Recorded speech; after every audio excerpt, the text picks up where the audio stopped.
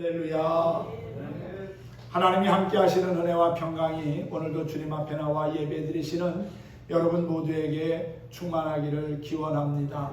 죄악된 세상으로 어둠이 이 땅을 지배할 때 하나님은 독생자신 예수 그리스도를 우리에게 보내주셨고, 그분은 이 땅에 빛으로 오셔서 어둠을 몰아내시고 우리에게 참된 소망과 또한 평안, 자유를 주신 줄 믿습니다. 언제 어디서나 예수님 안에 있으면 안전하고 행복합니다. 그리고 참된 자유를 누릴 수 있습니다.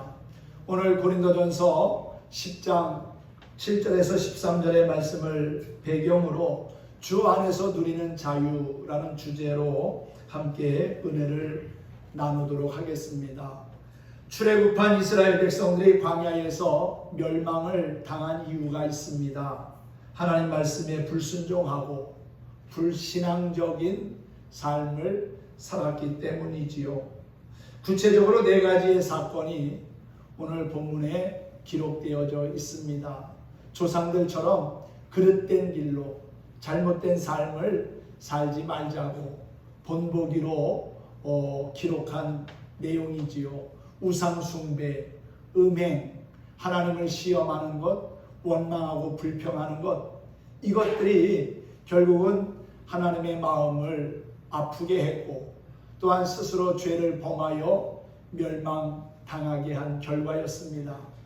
우리도 신앙생활하면서 이 4가지의 죄를 범할 때가 참 많은 것 같아요. 우상숭배라고 해서 무슨 물건을 만들어 놓고 그 앞에 절해야만 우상숭배가 아닙니다. 하나님보다 더 사랑하는 것이 있다면, 그것이 물질이라면 그 물질이 우상이 될 수도 있고요, 사람이라면 사람이 우상이 될 수도 있는 겁니다. 그리고 음행하는 것, 그것도 하나님 앞에 큰 죄고요.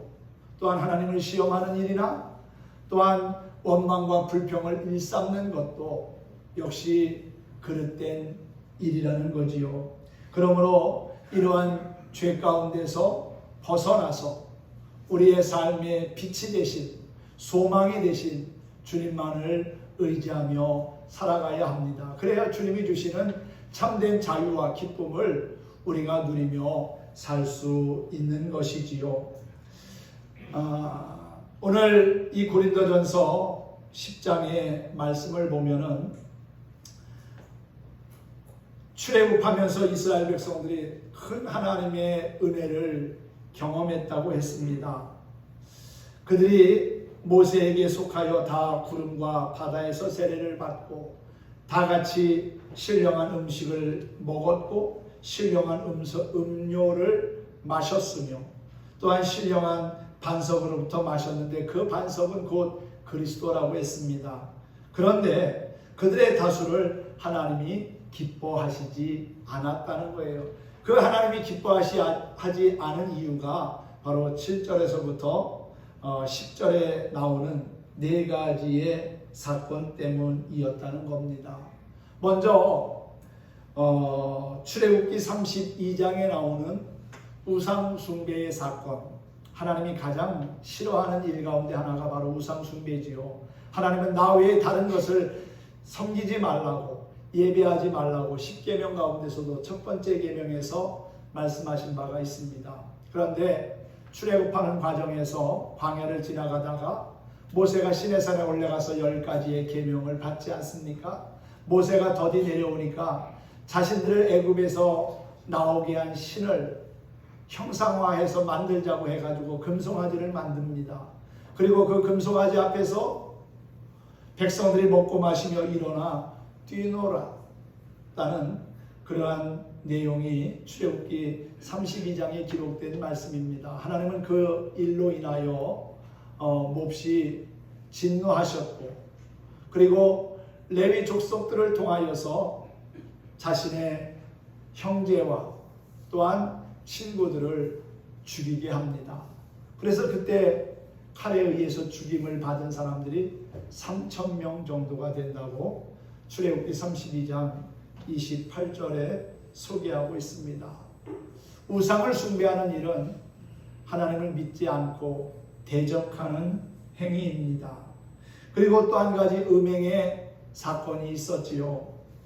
민수기 25장에 보면은 모압 사람들에게 이스라엘 지도자들이 속아서 그들의 잔치에 참여했다가 음행을 저지르는 큰 죄를 범하게 됩니다. 모압 사람들은 제사를 지내고 제사가 끝나면 여 사제들과의 음행을 행하였다는 거예요. 그 자리에 초대받은 이스라엘의 지도자들이 그것을 그대로 행하게 된 겁니다. 하나님이 몹시 진노하셨고 연병을 내리셔가지고 하루에 24,000명, 23,000명이 죽게 되는 그러한 일들이 있었습니다. 하나님이 가장 싫어하시는 죄가 우상숭배와 음행이라고 하는 것은 이미 구약 성경에서부터 계속해서 말씀해온 내용이지요. 그리고 하늘의 양식인 만나를 그들이 싫어하고 하나님을 시험하다가 불뱀에 물려가지고 수많은 사람들이 또 죽음을 당하기도 했지요. 그리고 가데스 바네아라고 하는 곳에서 가나안 땅을 정탐하는데 40일 동안 12명이 정탐하고 돌아오지 않습니까? 그런데 10사람은 부정적인 보고를 합니다. 그 부정적인 보고에 이스라엘 백성들이 원망하고 불평의 목소리를 높입니다. 그러한 하나님을 신뢰하지 못하고 불평하는 이스라엘 백성들을 향하여 하나님이 정탐한 날 40일을 하루를 1년으로 삼아서 40년 동안 광야에서 연단과 또한 훈련, 시험을 받게 하시지요. 결국 이러한 사건들이 이스라엘 백성들에게 본보기가 되어서 그러한 것을 다시금 되풀이하지 말자고 권면한 내용이 오늘 본문에 기록된 말씀이지요. 그들 가운데 어떤 사람들처럼 우상 숭배하지 말자, 어떤 사람들처럼 음행하다가 멸망당하지는 말아야 하지 않겠느냐, 그들처럼 하나님을 시험하다가 불뱀에 물리는 그러한 일이 생기지 않게 하자, 그들처럼 원망하는 자가 되지 말자고. 그렇게 조상들의 삶의 본보기를 우리가 기억하고 그릇된 것은 멀리하고 또 하나님이 기뻐하시는 거룩한 삶을 사는 것이 하나님이 기대하시는 삶이고 기뻐하시는 삶이라는 것을 오늘 바울은 고린도 성도들에게 권면하고 있는 것이지요. 그러면서 12절에서 선줄로 생각하는 자는 넘어질까 조심하라는 교훈을 합니다. 늘 자신의 부족함과 연약함을 돌아볼 줄 아는 자가 하나님과 사람 앞에서도 존귀히 여김을 받게 된다는 것이지요. 주 안에 있어야 안전합니다. 사탄의 타깃이 되지 않습니다. 주의 인도하심에서 벗어나면 사탄의 끊임없는 유혹과 도전을 받게 되는 것이지요. 주 안에 있을 때에 참된 자유와 평안을 누릴 수 있다는 것을 꼭 기억할 수 있기를 바랍니다. 고린도라고 하는 지역, 무역이 아주 활발하게 이루어졌던 항구 도시입니다. 인본주의의 문화가 흠뻑 젖어 있었던 곳이고 또 앞서 말한 것처럼 우상숭배와 음행이 아주 난무한 지역이 바로 이 고린도라고 하는 지역입니다. 그런데 하나님은 이 고린도 지역에 사도 바울을 보내십니다. 그리고 예수 그리스도의 복음을 그들에게 전하지요. 복음이 우상과 음행의 그 땅에 떨어지고 뿌리를 내리기 시작합니다. 복음의 씨앗이 심어졌고 그래서 교회가 세워지게 되었고 교회 안에서 함께 하나님을 찬양하며 예배하는 자들이 생겨나게 된 것이지요. 그래서 세워진 교회가 바로 고린도 교회였습니다. 그런데 참 많은 문제를 가지고 있었어요. 고린도 교회 안에는 먼저 서로가 서로를 신뢰하지 못하는 그러한 파당이 생겨나서 분쟁과 다툼이 있었고요. 먹는 문제 가지고 제사에 드려졌던 우상에게 드려졌던 음식을 먹어야 하느냐 먹지 말아야 하느냐 하는 문제 때문에 큰 어려움을 겪기도 했고, 또한 교회 안에 음행의 사건들이 있어가지고 그러한 일들로 인하여 성도들 간의 아픔과 갈등도 있었습니다. 또 하나님이 주신 여러 가지 다양한 은사들을 서로 인정하고 존중해 주어야 하는데 그렇지 못해서 다툼이 있기도 했지요. 오늘날 교회 안에서 겪을 수 있는 여러 가지 다양한 사건 사고들이 이 고린도 교회를 통해서 우리는 발견해 보게 됩니다. 당시에는 이방 신전에서 우상 앞에 바쳐졌던 제물들이 시장에서 유통이 되어 가지고 성도들조차도 어쩔 수 없이 그 음식을 먹을 수밖에 없었다는 겁니다. 우상에게 바쳐진 제물을 먹는 것도 우상 숭배의 한 일이라고 생각하는 사람들이 적지 않이 있었다는 거지요. 그 중에는 참된 신은 하나님밖에 없으므로 실제 하지도 않는 우상 앞에 바쳐진 음식이라고 해서 먹지 못할 것이 없다고 생각을 하고 먹는 사람들이 있었습니다. 실상 우상은 아무것도 아니지요. 허상이기 때문에 그 앞에 바쳐진 제물을 먹는 것이 문제가 될 것은 없습니다. 그리스도 안에서는 그 어떤 것으로부터도 자유로울 수가 있다는 거지요. 그런데 성도들 가운데는 그것으로 인하여서 갈등하고 마음의 상처를 입은 사람들이 있었습니다. 그래서 스스로 자제하고 절제할 필요가 있었던 것이지요. 사도 바울은 고린도전서 8장 13절에서 그러므로 만일 음식이 내 형제를 실족하게 한다면 나는 영원히 고기를 먹지 아니하여 내 형제를 실족하지 않게 하겠다고 그렇게 다짐하기도 했습니다. 이러한 태도와 자세야말로 예수 그리스도를 중심으로 사는 사람의 모습이라고 할 수 있지요. 하고 싶은 것을 마음대로 하는 것만이 자유가 아닙니다.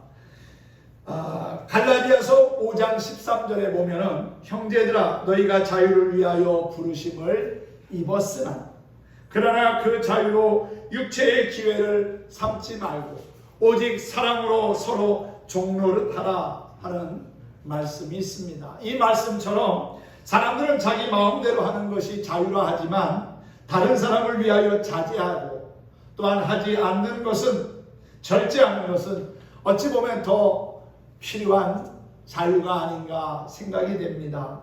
우리가 그리스도 안에서 자유를 누리며 살기 위해서는 어떻게 해야 할까요? 먼저 우리는 죄 가운데 넘어지지 않도록 하나님의 말씀을 의지하며 최선을 다하는 삶을 살아야 합니다. 사도 바울이 어떤 사람입니까? 유대인이었고요. 율법학자였습니다. 그리고 바리새인이었지요. 당시에 공부도 많이 한 사람으로 로마의 시민권을 가지고 있었습니다. 당대의 최고의 엘리트였습니다. 그런 바울이 예수 믿는 사람들을 잡아들이기 위해서 다메섹이라고 하는 곳으로 가다가 부활하신 예수님을 만나게 됩니다. 그 이후에 그의 인생은 완전히 180도로 바뀌게 되지요.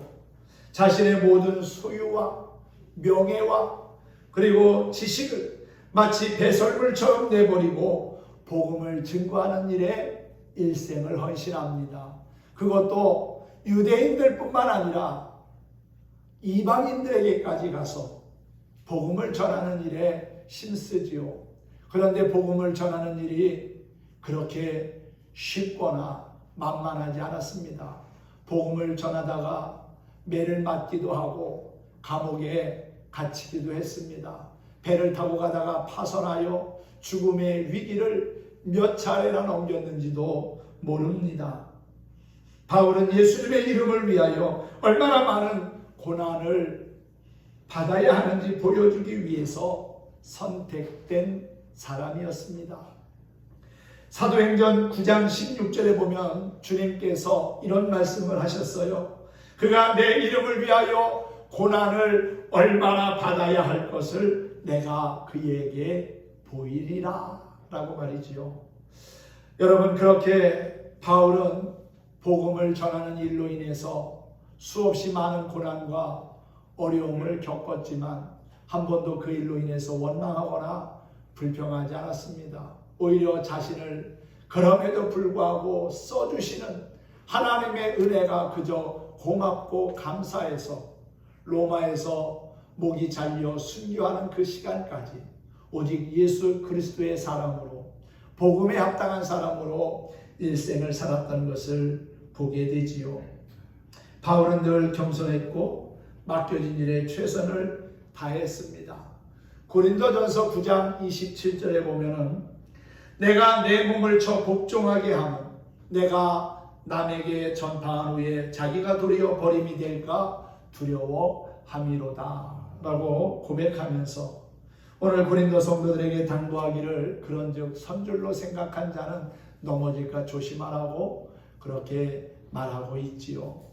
조상들의 잘못된 것을 되풀이하는 어리석은 자가 되지 말고 늘 주 안에서 온유함과 겸손의 삶을 살라는 겁니다. 자전거를 탈 때 열심히 페달을 밟지 않으면 자전거는 중심을 잃고 넘어집니다. 채찍에 맞을 때는 잘 돌아가는 행위도 채찍질을 그치면 더 이상 돌아가지 않고 넘어지게 되지요. 이처럼 이 정도 믿으면 됐지, 이 정도 신앙생활하면 됐지라고 하는 자만에 빠지면 안 됩니다. 스스로 그렇게 내가 이 정도 했으니까 이제는 좀 여유를 부려도 되지, 천천히 해도 하나님이 봐주시겠지, 그거는 착각입니다. 여러분, 그러한 악한 마귀가 주는 생각들 나중에 천천히 지금까지 그렇게 열심히 해왔는데 앞으로는 그냥 좀 여유 있게 하면은 어떠냐. 우리의 마음에 속삭이는 악한 마귀의 유혹의 소리에는 귀를 닫고 우리의 마음이 세미하게 들려주시는 하나님의 음성에 귀를 기울이면서 믿음의 옷깃을 여미고 겸손한 삶을 살고자 하는 자에게 하나님은 은혜와 진정한 자유를 허락해 주실 거라고 믿습니다. 기독교인에게 있어서 가장 중요한 성품 가운데 하나가 바로 겸손이지요. 장대 위에 높이 올라간 사람은 떨어지기 쉽지만 땅에 엎드려 있는 사람은 결코 넘어지지 않습니다. 잠언 16장 18절 말씀에도 보면은 교만은 패망의 성공이요 거만한 마음은 넘어짐의 앞잡이라고 했어요. 넘어지지 않기 위해서 우리는 교만한 마음을 버리고 겸손한 삶을 살려고 힘써야 합니다. 중세의 성자였던 어거스틴은 기독교의 핵심이 겸손이라고 여러 차례 강조한 바가 있습니다. 첫째도 겸손이고 둘째도 셋째도 기독교의 핵심은 겸손이라는 거지요. 겸손한 마음은 은혜를 받는 도구라고까지 말했습니다. 하나님 앞에서 겸손한 사람, 사람들 앞에서도 겸손하게 살아갑니다. 우상에게 바쳤던 고기를 먹는 것이 아무것도 아니라고 생각할지라도 그것을 먹는 것이 죄라고 생각하는 사람들 앞에서 자유스럽게 먹는 것은 그 사람의 마음을 불편하게 하고 상하게 하는 일임에 분명합니다. 적어도 성도라면 남의 마음을 상하게 하는 일은 삼가해야 하겠지요. 남이야 상처를 받든지 말든지 내 마음대로 하는 것이 자유라고 생각하는 그 태도야말로 교만한 마음에서 비롯된 겁니다. 내 주변 사람들이 나로 인하여 마음의 상처를 입지 않도록 늘 우리는 조심하는 삶을 살아야 될 겁니다. 예수님도 마태복음 18장 6절에서 그렇게 말씀했잖아요. 누구든지 나를 믿는 이 작은 자 중 하나를 실족하게 하면 차라리 연자 맷돌을 그 목에 달려서 깊은 바다에 빠뜨려지는 것이 나으니라 라고 말씀하기도 했습니다. 진정 작은 자 앞에서도 겸손한 사람이야말로 하나님이 주시는 참된 자유를 누리게 될 거라고 믿습니다. 한 번은 알렉산더 대왕이 평민 복장을 하고 길을 나갔다가 한 거만한 사람을 만나게 되었다고 합니다. 그래서 알렉산더가 평민인 척하고 그에게 물었습니다. 보아하니 군인인 것 같은데 혹시 소령이십니까? 그 사람은 불쾌한 듯 손을 위로 가리키며 좀 더 그랬습니다. 그럼 중령이십니까? 좀 더. 대령이십니까? 좀 더. 준장이십니까? 좀 더. 소장이십니까? 그랬더니 흐뭇한 미소를 지으면서 고개를 끄덕끄덕 하더라는 겁니다. 이번에는 그 소장이 가만히 알렉산더를 훑어보면서 묻기 시작합니다. 그대는 아직 젊은 사람 같은데 대위쯤 되겠군. 그러니까 아까 그 소장이 한 것처럼 알렉산더가 좀 더 그런 겁니다. 그랬더니 이번에 소령이냐고 또 중령이냐고 그렇게 쭉 물으면서 소장까지 올라간 겁니다. 소장입니까? 하면서 얼굴색이 막 이제 변하기 시작한 거죠. 그런데 소장입니까? 하는데도 알렉산더가 좀 더 그런 거예요. 중장이십니까? 좀 더. 대장이십니까? 그랬더니 좀 더. 그때야 그가 엎드려서 폐하! 잘못했습니다. 죽여주십시오. 그러면서 자신의 거만함을 용서를 구했다는 거지요.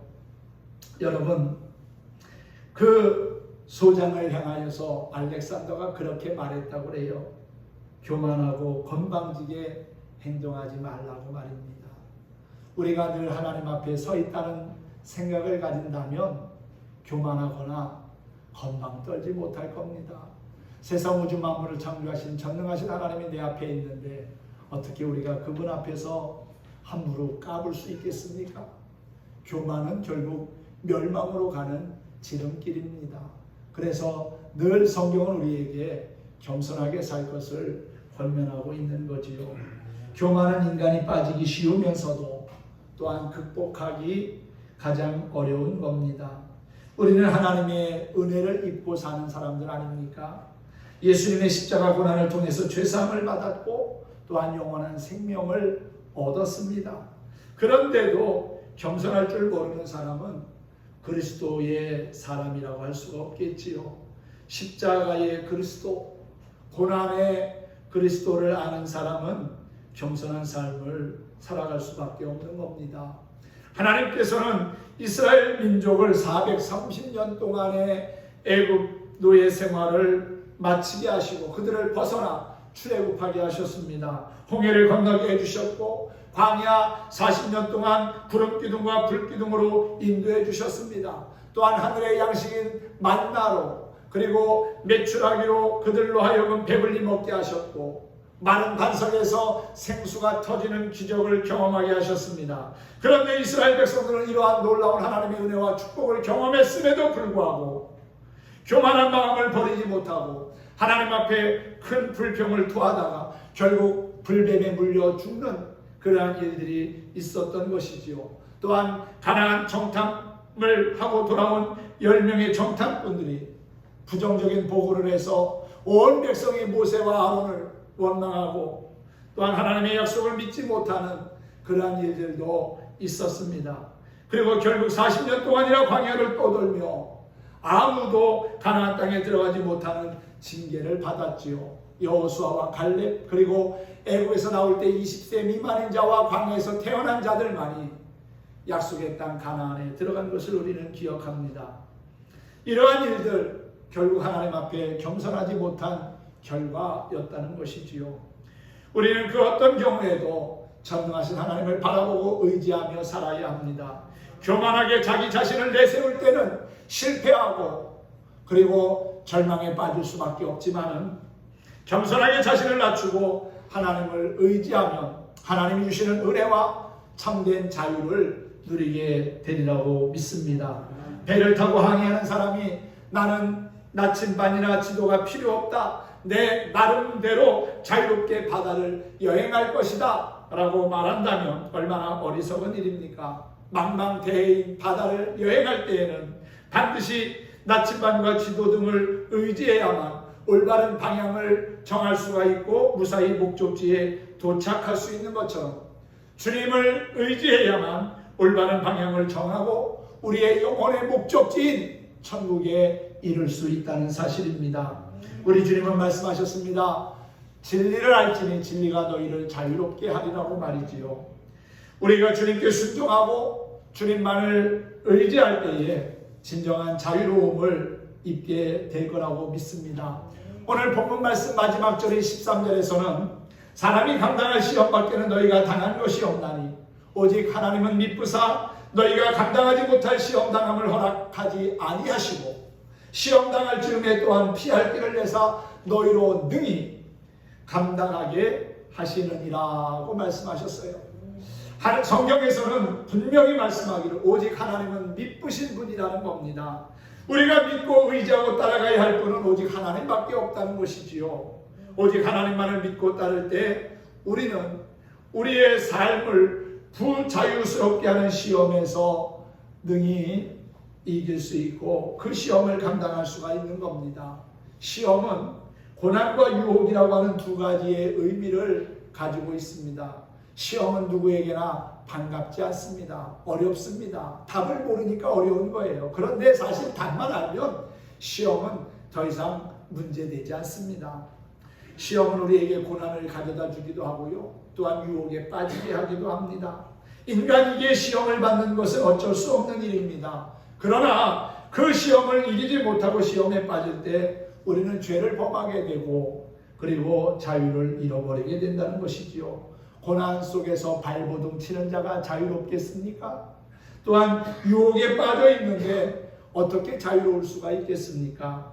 그러나 우리가 하나님만을 믿고 의지할 때 하나님께서는 그 시험을 피할 길을 열어주시고 또한 능히 그것을 감당할 수 있도록 도와주신다는 겁니다. 다시 말하면 자유케 하신다는 거지요. 주 안에서 누릴 수 있는 자유가 분명히 있습니다. 하나님이 주시는 자유를 가지고 죄악된 세상에서도 당당하게 이기며 살아가는 저와 여러분이 되기를 소망합니다. 오늘은 주 없인 살 수 없네 라고 하는 찬양을 함께 부르면서 말씀을 마치도록 하겠습니다. 내 마음속에 있는 참된 자유와 평안, 악한 마귀는 자꾸만 빼앗아가려고 하는데 주님께서 우리와 함께 하시기에 우리는 끝까지 자유할 수 있고 평안할 수가 있는 겁니다. 주님 없는 세상 평화 없지만 주님 안에 살 때 주님이 주시는 참된 기쁨과 평안, 자유를 누릴 수 있다는 것이지요. 오늘 함께 찬양하면서 말씀을 정리하도록 하겠습니다.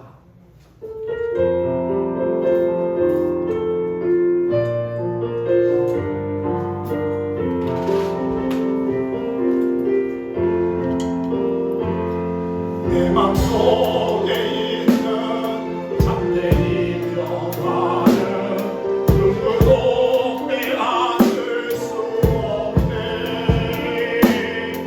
주님은 내 맘에 구주 되시건대